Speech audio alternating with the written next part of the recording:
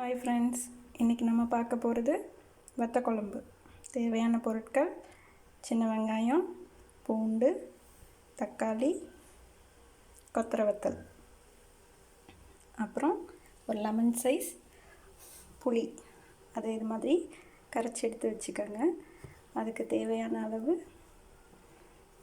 நான் எல்லாமே ஒன்றா அரைச்ச தூள் தான் போட்டிருக்கேன். ஒரு 2 ஸ்பூன் போட்டுக்கோங்க. 2 ஸ்பூன் நல்லெண்ணெய் ஊற்றிக்கோங்க. ஊற்றிட்டு கொத்தரை வத்தலை அதில் போட்டு நல்லா பொரியிற அளவுக்கு வறுத்துக்கோங்க.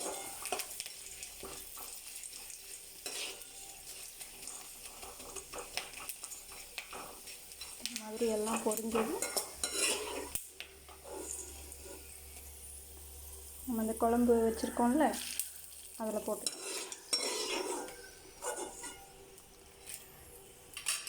அதுக்கப்புறம் கொஞ்சமாக வெந்தயம், கொஞ்சம் பருப்பு,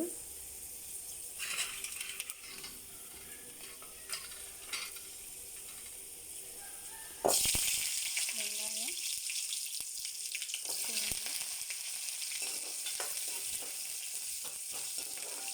இது கொஞ்சம் நல்லா வதங்கிட்டு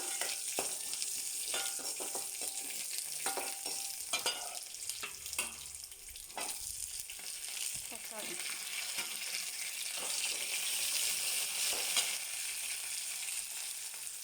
ஒரு 5 நிமிஷம் நல்லா வதங்கட்டும். இப்போ பாருங்கள், நல்லா வதங்கிடுச்சு.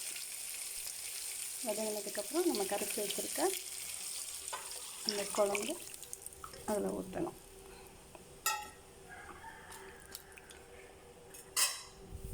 ஒரு 5லேருந்து 10 நிமிஷம் வரைக்கும் கொதிக்கட்டும். இப்போ பார்க்கலாம், கொதிச்சிருக்கோம். நல்லா கொதிச்சிருச்சு. இனி தாளிக்க வேண்டியதுதான். இப்போ தாளிப்புக்கு நான் ஒரு ஸ்பூன் நல்லெண்ணெய் எடுத்திருக்கேன். எண்ணெய் நல்லா காஞ்சதும் கொஞ்சம் கடுகு, கொஞ்சம் உளுந்து,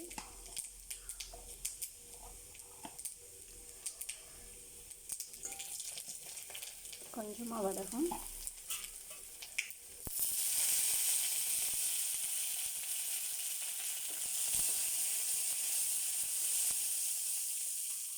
நல்லா பொரிஞ்சதும்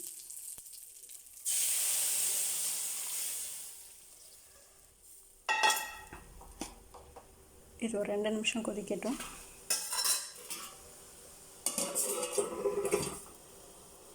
2 நிமிஷம் ஆயிடுச்சு, கொதிச்சிடுச்சு.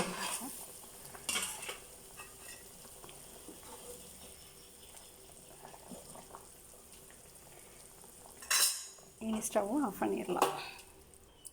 ஃபைனலாக வத்த குழம்பு ரெடி.